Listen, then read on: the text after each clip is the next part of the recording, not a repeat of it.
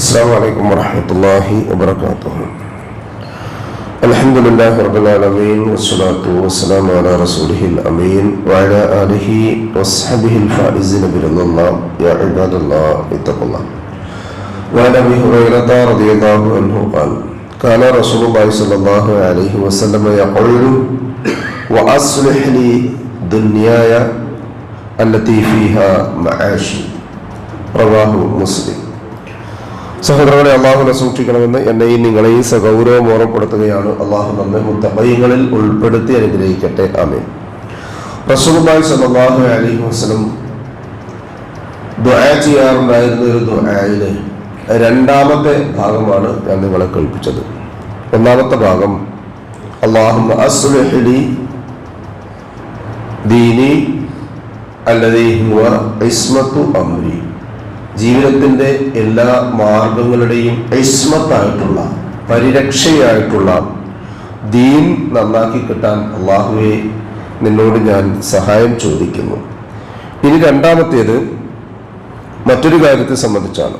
നാം ഒരു ദിവസത്തിൽ 24 മണിക്കൂറും ഒരു വർഷത്തിലെ 365 ദിവസവും ആയുഷ്കാലം മുഴുവനും ഓടുന്നത്, ഓവർ ടൈം വരെ ഡ്യൂട്ടി ചെയ്യുന്നത് ആർക്കു വേണ്ടിയാണ്? എന്തിനു വേണ്ടിയാണ്?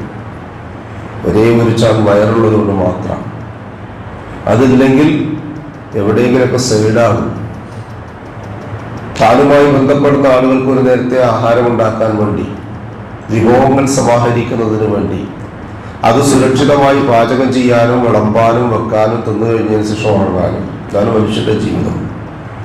പൂർവ്വസൂരികളായ ആളുകൾ ജീവിതത്തെ സംബന്ധിച്ച് പറഞ്ഞ ഒരേ ഒരു നിർവചനം മത്തഅൻ മുതൽ ഹെമ്മാവ് വരെ എന്ന് പറഞ്ഞാൽ ഡൈനിങ് ടേബിൾ മുതൽ ബാത്റൂം വരെയുള്ള നടത്തത്തിന്റെ ഇടയിലുള്ള സമയത്തിനാണ് ജീവിതം എന്ന് പറയുന്നത്.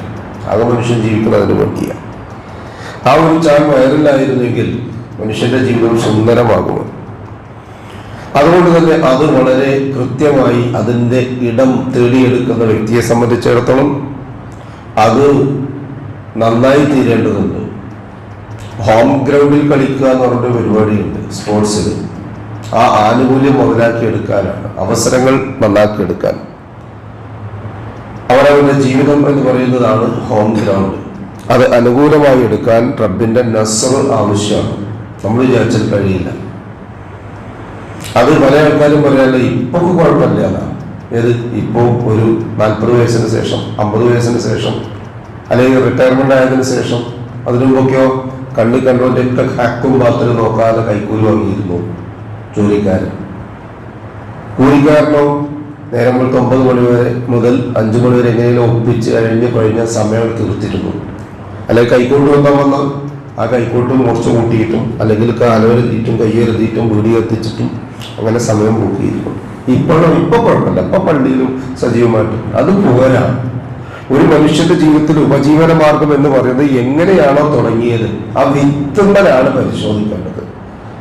അത് നന്നായി എടുക്കാൻ അള്ളാഹുവിന്റെ അത്യപാരമായ അനുഗ്രഹം തന്നെ വേണം. അതിനു വേണ്ടിയാണ് റസൂലുള്ളാഹി സ്വല്ലല്ലാഹു അലൈഹി വസല്ലം വിശ്വാസികൾക്ക് മാതൃകയാകുന്ന രൂപത്തിൽ ആ ദുആ നമുക്ക് പഠിപ്പിച്ചത്. അല്ലാഹുമ്മ അസ്ലിഹ് ലി ദുനിയായ, അല്ലാഹുവേ എന്റെ ദുനിയാവ് നന്നാക്കി തരണേ. അല്ലത്തി ഫീഹാ മആശി, എന്റെ മഈശത്ത് അവിടെയാണ് ഉൾക്കൊള്ളുന്നത്. എന്റെ മഈശത്ത് ഉൾക്കൊള്ളുന്ന ഐഹികമായ ജീവിതം നീ എനിക്ക് നന്നാക്കി തരണേ എന്നൊരാൾ ദുആ ചെയ്യുക.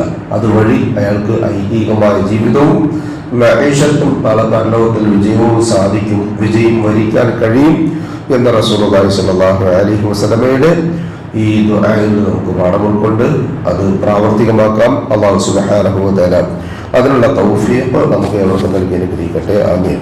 മനുഷ്യ സഹജമായി വന്നുപോകുന്ന എല്ലാവിധ തെറ്റുകുറ്റങ്ങളിൽ നിന്നും അല്ലാഹു നമ്മെ കാത്തുരക്ഷിക്കട്ടെ. വന്നുപോയ അബദ്ധങ്ങളും തെറ്റുകുറ്റങ്ങളും ഇരുലോകത്തും പുറത്തും മാപ്പാക്കി തന്ന് നമ്മെ അനുഗ്രഹിക്കട്ടെ.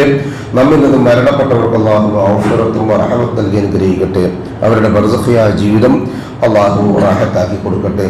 ജീവിച്ചിരിക്കുന്നവരിൽ രോഗികളായ ആളുകൾ, ആശുപത്രികളിലും വീടുകളിലുമുള്ളവർ, ഷാഫിയായ റബ്ബ് അവർക്ക് ആജിലും കാമിലുമായ ഷിഫ നൽകി അനുഗ്രഹിക്കട്ടെ. ആഫിയത്തും ദീർഘായുസ് നൽകി അനുഗ്രഹിക്കട്ടെ.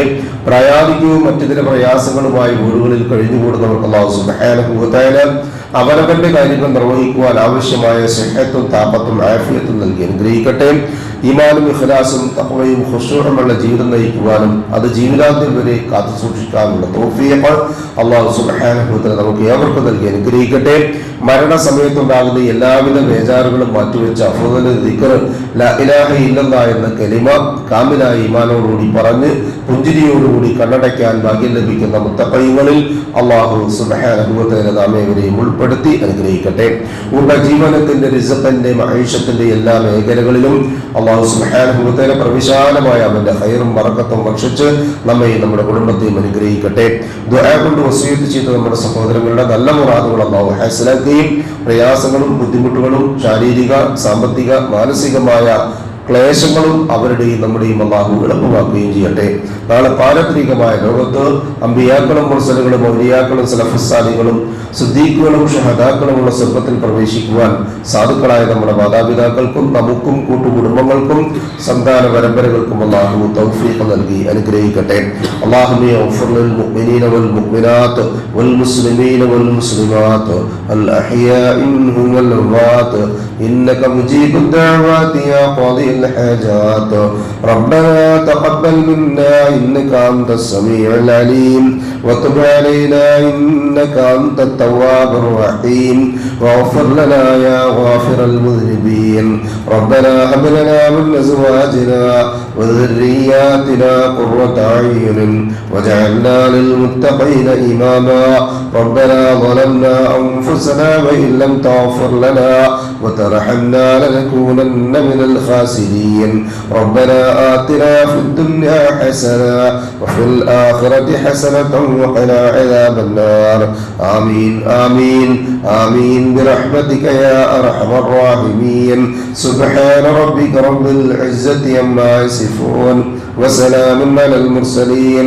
والحمد لله رب العالمين سبحانك اللهم وبحمدك أشهد أن لا إله إلا أنت أستغفرك وأتوب إليك السلام عليكم ورحمة الله وبركاته.